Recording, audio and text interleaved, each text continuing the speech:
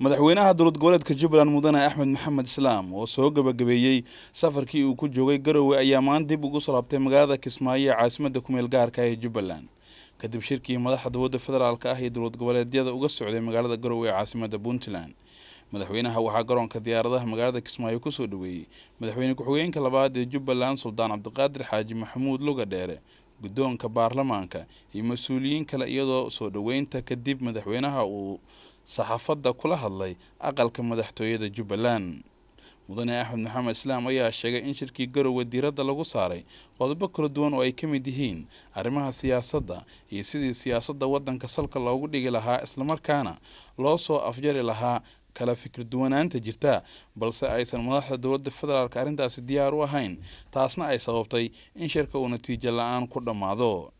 madaxweynuhu wuxuu intaas ku daray in dib u eegista dastuurka iyo qaabka loo wado oo aan ka turjumaynin maslaxada dalka ay qayb ka ahayd wada hadallada balse aysan dhicin in heshiis rasmi ah laga gaaro iyadoo madaxda dowladda federaalka ay ka cagajiidayeen. madaxweynuhu waxa uu sheegay in dastuurka dib u habeyntiisa ay tahay arrin ka wada dhexeysa dowladda federaalka iyo dowlad goboleedyada laakiin ay madaxda federaalku u arkaan wax iyaga kaliya ay ka go'aan gaari karaan. arrimaha doorashooyinka dalka ayuu xusay inaysan dowladda federaalka Soomaaliya ahmiyad badan u haynin iyadoo ay ka baxday heshiiskii Baydhabo ee qaybsiga kheyraadka iyo heshiiskii laga gaaray arrimaha doorashooyinka isla markaana ayna jirin wax heshiis lagu yahay oo la xiriira doorashooyinka 2020 lagu wado inay dalka ka dhacaan. dhinaca kale madaxweynuhu wuxuu xusay in aan hal maalin ah lagu dareenin doorashooyinka federaalka iyo kuwa dowlad goboleedyada isla markaana wararka been abuurka ah ee la xiriira in Jubbaland iyo Galmudug ay doonayaan waqti kororsi ay yihiin kuwa aanay waxba ka jirin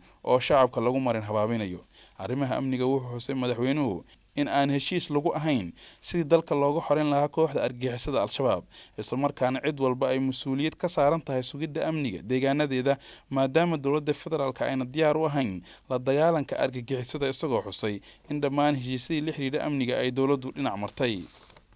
qodobo dhowr aan soo qaaday markaa oo ahayd kow in la helo gole ama xidhiidh ama madal waxaa doonta wadha siyaasadeed oo dowlad goboleedyada iyo dowladda federaalka ah fulin ahaan looga tashado laysku waraysto xaaladda waddanka looga tashado oo xaaladda waddanku uu marayo haddaan mar walba la wada joogin oon la wada hadlin oo aan masiirka meel la isla dhigin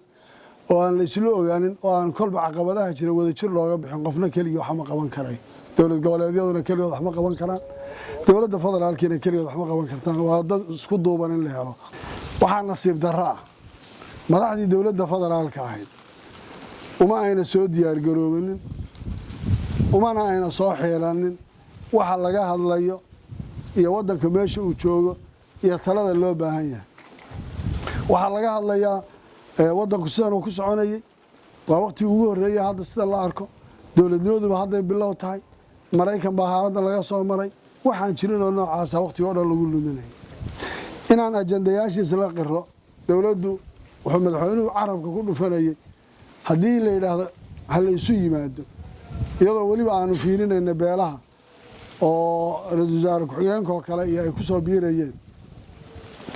haddii aan ka hadallo oo la yidhaahdo ha la sameeyo golo lagu wada tashado baarlamaankaa diidaya. haddii la yidhahdo doorashaha laga hadlo baarlamaankaa diidaya oo baarlamaanku isagii waa xildhibaanaa shalay go-aan siyaasadeed baa lagu gaaray doorashadii 2016 see u dhacaysay baarlamaanka wax loo dhimayaa waayo waxaan ka hadlaynaa waa masiir qofkan xildhibaanka isaga laftirkiisay tahay in la sheego oo loo qeexo political agreement waxa dastuurku qoraya in loo hoggaansamo. waxaa ku adkaatay dowladdu inay aqoonsato dhibaatadan taagan ee laga hadlaya waxa ay tahay keliya waxay u qaateen shirarka la isugu imanayo wax rabar istaama oo beesha caalamka loo sheegay waan shirnay iyo waxaasaan isla gaarnay. waxaan aad iyo aad waxaysanan uga hadlaynay war arrintaani waa masiiri doorashada laga hadlayo oo tan shidaalku waa masiirka ummadda ay la xidhiidhaa oo arrintan doorashooyinku waxay u baahan tahay madaxda dowlad goboleedyada iyo dadka kale axsaabta siyaasiyiinta mas-uuliyiintooda dadka hogaaminta Soomaaliya iskale dad badan bay u baahan tahay inay arrintan tala ka gaaraan oo ay ka tashadaan oo go'aan cad la iska weydiiyo oo waddanku meesha u socdo maanta dad badan baa stakeholders oo talada waddanka wax ku leh in kulligood loo wada cadeeyo ay ka wada hadlaan laga tashado wax la iska weydiiyo laakiin wax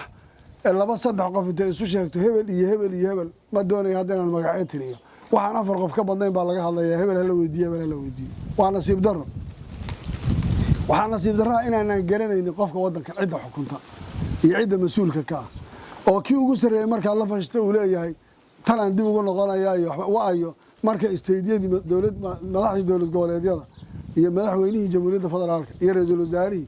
intii la fadhiistay la leeyahay cid kale tala lagu celinaya baarlamaanku waa la yaqaanaa kanaalo sharci uu leeyahay dariiq sharci oo loo mariyo leeyahay qodobadan markaan kala hadalnay la soo celiyo waxa la yiri baarlamaanka la hadlayna commentigiina ka bixiya oo ku dara waxa dhibaanana anagu commentiga aanu ku leenahay maxay tahay bilaa calaykum ma commenti baanu ku leenahay baarlamaan xeer yaala inaan intaan u qoran idhaahno ani waxa ila quman sidaa iyo sidaas wixii aanu sharciga u lahayn heshiiska siyaasadeed ahaba waxa kulligii la doonayaa in laga dhigo commenti iyo ciyaar laga dhigo yani waa wax aad iyo aad looga waxays waxaan oran karaa shirkaas aan shantii bisha iyo ilaa hadda fadhinay wuxuu ku soo dhamaaday si natiijo la'aan oo nin waliba iskii uu soo baxay oo wax la isku afgartay ayna jirin oo wax lagu ballamay ayna jirin oo xataa aan isku soo noqon aan lahayn waayo mas'uuliyiinta maanta qaranka hogaaminaysa waxaa deeqday waxa iyagu isu sheegaan talada wadankeena waxba ka ogeyn cid bayna waxba weydiinaynin waxaana laga hadlaya waxaan maqlayay dacayada dhinac kale ka wadaan oo la leeyahay Jubbaland iyo Galmudug oo extension doonaya sanad in loogu daro war imisa goor baanu ka hadalnay doorashada Jubbaland ka marra yaanu sheegnay guddi baa la qabtay iyaga sharci gacanta uu ku haya waa la sameeynaya one day laguma darayo dawladdu harqaanka ay tagtay dharka uu ku cabiranayo madaxweynuhu baa waxay tahay inay intay doorasho dhici weydo ka bacdi la extension haloo sameeyo waxaan rabnaa inaan cadeyno Soomaaliya xaraan inay ka tahay muddo lagu darsado wixii technical farsamada ay u keento waa wax sida la isu weydiin karo laakiin inaan extension dawladda xana laga ogolayn state-na laga ogolayn doorasho walba la rabo sideeda inay ku dhacdo qaabka maanta ay dawladda federaalka mas'uuliyiinteedu u dhaqmayaan ay tahay mid ay rabaan inay yiraahdaan waa la fuli waayo waa waxba jiitame waa lagu daray oo danta keenaysa in lagu daro ma aha sidaas waxaan rabaa markaa inaan idiin sheego arrintaasi waxay ku soo dhamaatay guul darro waxaana sabab ah dawladda dhexe oo aan innaba wax xil ka saarayn wadanku meeshuu marayo xaaladdu siday tahay taas ayaan darro iyo nasiib darro waxa kale oo rabaa inaan ku daro Jubbaland maalintii hore Nairobi ka imanayay baan sheegay dhibaato badan baa dawladda federaalka kaga soo socota waxay ku tala galeen wadankaas inuu dib u noqdo fowdo dib ugu noqdo dagaal sukeeyo ka dhaw waxaan leeyahay Jubbaland idinka degan Ilaahay idinku abuuray idinka iskale amnigu idinku dan idin yahay amnigiina ka shaqeeya midnimadiina ka shaqeeya xamar waxa idinka yimaaday waa fitan iyo fasahaad iyo dhibaato lama guriga lagu ururiyay hoteelada la dajiyay waa la soo qaaday waxa laga hadlayaa kaliya xabad rida wax ma ridi kartaa aad baan uga xamaay saaxiibkay Saaraan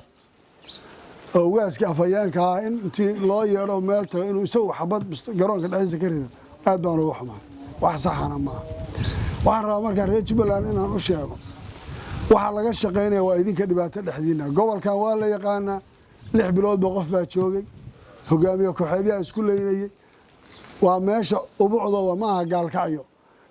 ma aha meesha Soomaaliya mixwarka dagaalka halkaana ahayd hooyadii dhibaatada ay ka socotay maanta intaas sanaad maraysaan nabad baad ku joogtaan taariikh baad leedihiin state maanta ka labaad marka Puntland laga soo reebaatina maanta taariikhda iska laha yaan dhibaato idinka la idin geystay ana dhibaato idin geysan oo la isku keendirin oo dhibaatadiina laga shaqeyn aad baan uga digay dawladda dhexe way garan laadahay mas'uuliyadda saaran waxay garan laadahay kursiga ay raadinayaan waxa uu yahay iyo dhibaatada wadanka uga tagayaan gabagabadii madaxweynaha Jubbaland mudane Axmed Maxamed Islaam wuxuu shacabka Jubbaland ugu baaqay in midnimadooda ay ilaaliyaan oo nabadda ay haystaan ay ku fara adeegaan dawladda federaalkuna ay qorsheynayso sidii dagaalo sokeeye deegaanka uga dhici lahaayeen taas oo dibdhac weyn ku keenaysa horumarka ay hiigsanayeen iyo dawladnimadooda dadka reer Jubbaland Axmed Maxamuud Jaamac Jubbaland TV Kismaayo